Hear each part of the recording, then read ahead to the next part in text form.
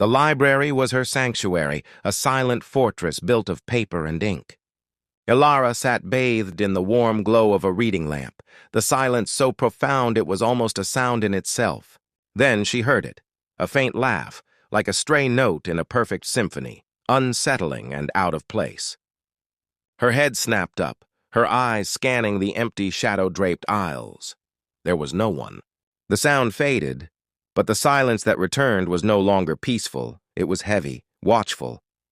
The laugh became her shadow, an invisible tormentor in a world that couldn't hear it. On a bustling city street, its malicious giggle cut through the traffic's roar, making her flinch. In the quiet solitude of a park, it echoed from the rustling leaves, turning the gentle breeze into a menacing whisper. Back in her apartment, with the city lights painting patterns on her wall, the laugh grew louder, more insistent, a relentless assault on her sanity.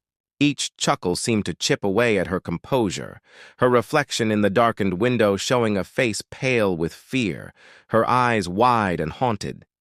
Exhaustion was a heavy cloak on her shoulders.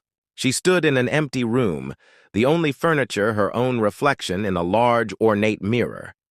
The laughter was deafening now, a cacophony that seemed to vibrate from the very walls, from the floor beneath her feet, from inside her own skull. She was trapped, a prisoner in a cell of sound.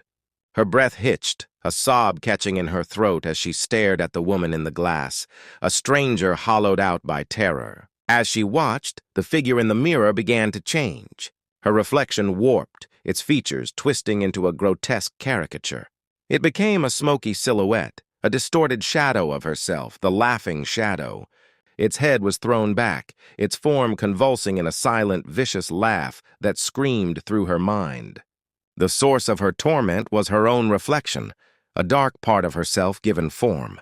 Staring into the face of her fear, something inside Ilara shifted. The terror that had paralyzed her for so long began to curdle, hardening into a cold, defiant resolve. She straightened her back, meeting the shadow's non-existent eyes. She took a deep, shuddering breath, and then she laughed. It wasn't a sound of mirth, but of power, a raw, primal roar of defiance that ripped from her throat.